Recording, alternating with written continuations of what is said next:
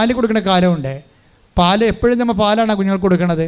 ഇപ്പോൾ കുഞ്ഞുങ്ങൾ വളർന്നു കഴിയുമ്പോൾ ഇറച്ചി കഷ്ണം കൊടുക്കും, അല്ലേ, ചോറ് കൊടുക്കും. ടൈത്തപ്പെടുമ്പോൾ നിങ്ങൾക്ക് പാലാണ് ആവശ്യമെന്ന് പറയുന്നില്ല. ശ്രുതികട ഹല്ലേലൂയ ഹല്ലേലൂയ ഹല്ലേലൂയ ഹല്ലേലൂയ ഹല്ലേലൂയ. യേശുവേ നന്ദി. Hallelujah hallelujah.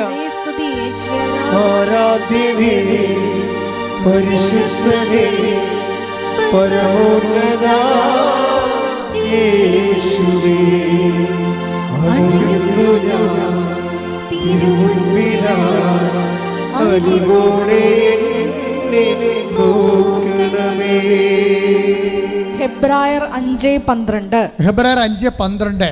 ഇതിനകം നിങ്ങളെല്ലാവരും പ്രബോധകരാകേണ്ടിയിരുന്നവരാണ്. അതാണ് പ്രശ്നം എന്ന് പറഞ്ഞേ. അപ്പം നിങ്ങളെല്ലാവരും പ്രാർത്ഥനക്കാരാണല്ലോ. ഇപ്പം കസ്മാറ്റിക്കാർ 10-50 കൊല്ലം ഇവിടെ വർക്ക് ചെയ്ത് കഴിഞ്ഞപ്പോൾ പ്രാർത്ഥനക്കാരുടെ എണ്ണം കൂടി. ബ്രദർമാരെ കണ്ടൊക്കെ ഇപ്പോൾ 2 കല്യാണം കല്യാണത്തിന് വല്ല മനസ്സമ്മതം കഴിഞ്ഞാൽ എന്താ പറയുക, എൻ്റെ അച്ഛാ മകളുടെ കല്യാണത്തിന് മനസ്സമ്മതമായി, ഒത്തുചോദ്യം കഴിഞ്ഞെന്ന് പറയും. പെണ്ണിൻ്റെ അപ്പനൊരു പ്രാർത്ഥനക്കാരനാണെന്ന് പറയും. അതിൻ്റെ അർത്ഥം എന്താ? ബ്രദറാണെന്നാണ് പറയണത്, പ്രാർത്ഥനക്കാരെന്നാണ് വിളിക്കണത്. പെണ്ണിൻ്റെ അപ്പനൊരു പ്രാർത്ഥനക്കാരനാണ് എന്ന് വെച്ച് കഴിഞ്ഞാൽ ഒരു കേരള സഭയിൽ ഉരുത്തിരിഞ്ഞ് വന്ന പുതിയൊരു ആത്മീയ വംശമാണ് പ്രാർത്ഥനക്കാരുടെ വർഗം. അപ്പോഴതിൻ്റെ അകത്ത് അതാണ് എൻ്റെ പ്രഥമ പാഠങ്ങളാണത്. വിശ്വാസത്തിൻ്റെ പ്രഥമ പാഠങ്ങളാണ് പ്രാർത്ഥനക്കാരുണ്ടാകണത്. പിന്നെ എന്താണ് ഇപ്പോൾ 5:12 അതല്ല പറയണത്. എന്താ പറയുക? ഒന്ന് വായിച്ചത്.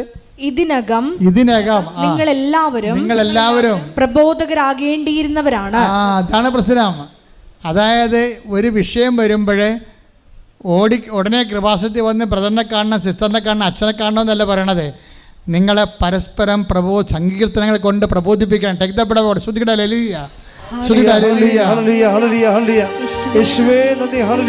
സങ്കീർത്തനങ്ങളും വിശുദ്ധ വചനങ്ങൾ കൊണ്ട് പരസ്പരം സാന്ത്വനം ചെയ്യുവാൻ, അഭിവാദനം ചെയ്യുവാൻ. ശ്രുതിയുടെ ഹല്ലേലൂയ ഹല്ലേലൂയ ഹല്ലേലൂയ ഹല്ലേലൂയ ഹല്ലേലൂയ. യേശുവേ ആരാധന ആരാധന ആരാധന.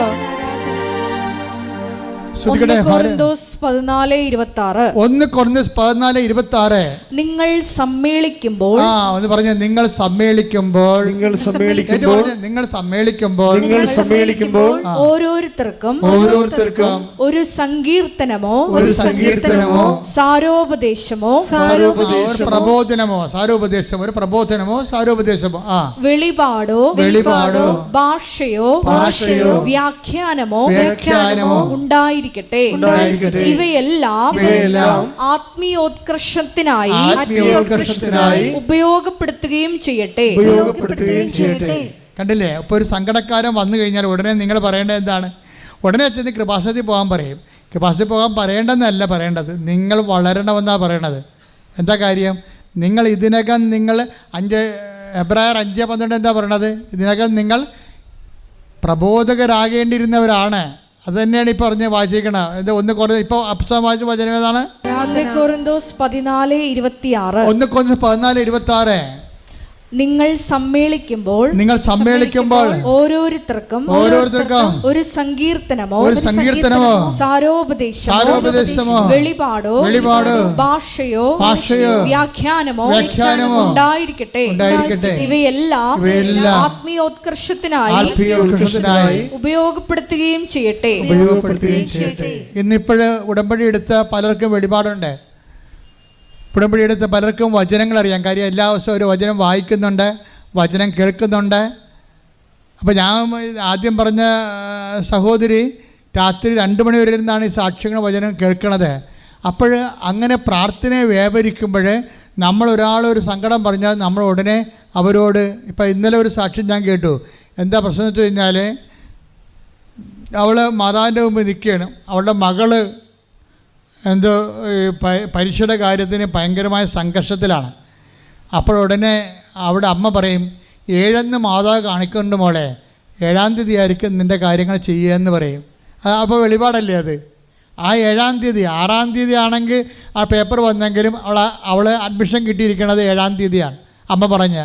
അതാണ് ഇന്നലെ കേട്ട സാക്ഷ്യം. 7 മാതാവ് കാണിക്കുന്നുണ്ട് മകളെ, നിൻ്റെ കാര്യം നടക്കണം 7-ാം തീയതി ആയിരിക്കും. അത് വെളിപാടല്ലേ? അപ്പോൾ ഇന്ന് സാധാരണ അമ്മമാർക്ക് പോലും, നിങ്ങളുടെ പിതാക്കന്മാർ സ്വപ്നങ്ങൾ കാണും, യുവാക്കന്മാർക്ക് ദർശനങ്ങൾ ഉണ്ടാകുമെന്ന് പറയുന്നത് ഏറ്റവും പെട്ടെന്ന് നടക്കുന്നത് എവിടെയാണ്? ഉടമ്പടിയിലാണ്. കൈയടിക്കട്ടെ, ശ്രദ്ധിക്കട്ടെ. ഹല്ലേലൂയ, ഹല്ലേലൂയ, ഹല്ലേലൂയ, ഹല്ലേലൂയ. യേശുവേ ആരാധന, ആരാധന. ഹല്ലേലൂയ, ഹല്ലേലൂയ, ഹല്ലേലൂയ, ഹല്ലേലൂയ. യേശുവേ ആരാധന. ഹല്ലേലൂയ. ഉടമ്പടി പ്രാർത്ഥനയിൽ അമ്മ ഉടനടി പരിഹാരവേഗം. ഉടമ്പടി പ്രാർത്ഥനയിൽ അമ്മ ഉടനടി പരിഹാരവേഗം. അവൻ പറയുന്നത് ചെയ്തിരിക്കും. ജീവിതം ധന്യമായി തീർന്നിടും. എന്നെ പ്രാർത്ഥിക്കാൻ പഠിപ്പിക്കണമെന്ന് മാത്രമേ അപ്പോസ്തലന്മാർ ചോദിച്ചുള്ളൂ. നിങ്ങൾ ചോദിക്കേണ്ടത് എന്നെ പ്രബോധിപ്പിക്കാൻ പഠിപ്പിക്കണമെന്നാണ് ചോദിക്കേണ്ടത്. മനസ്സിലായില്ലേ? എന്നെ പ്രാർത്ഥിക്കാൻ കാര്യം കർത്താവ് എന്താ പറയണത്? ഞാൻ എൻ്റെ പിതാവിൻ്റെ അടുക്കലേക്ക് പോകുന്നതിനാൽ ഇതിനേക്കാൾ വലിയ കാര്യങ്ങൾ നമ്മൾ ചെയ്യുമോ? അതിൻ്റെ കാര്യം എന്നെ പ്രബോധിപ്പിക്കാൻ പഠിപ്പിക്കണമെന്ന് ചോദിച്ചു കഴിഞ്ഞാൽ ഓട്ടോമാറ്റിക്കായിട്ട് പ്രാർത്ഥനാപരം നമുക്ക് കിട്ടിയിരിക്കും. എന്താ കാര്യം? പ്രബോധിപ്പിക്കുന്നതിനേക്കാളും പ്രാർത്ഥനാപരം 10ാം ക്ലാസ് പാസ്സാതെ എങ്ങനെയാണ് നമ്മൾ +2 പോണത്? മനസ്സിലായില്ലേ? അപ്പോൾ അങ്ങനെ വലിയ കാര്യങ്ങൾ ദൈവത്തോട് ചോദിക്കണം. വലിയ കാര്യങ്ങളിലാണ് ധ്യാനം തുടങ്ങിയത്, വലിയ കാര്യങ്ങളാണ് അവസാനിക്കുന്നത്. അപ്പം നിങ്ങൾ ക്രിസ്തുവിനെ നേടാൻ വേണ്ടിയാകണം ഉടമ്പടിയിലേക്ക് ജീവിതം മുന്നോട്ട് കൊണ്ടുപോകേണ്ടത്.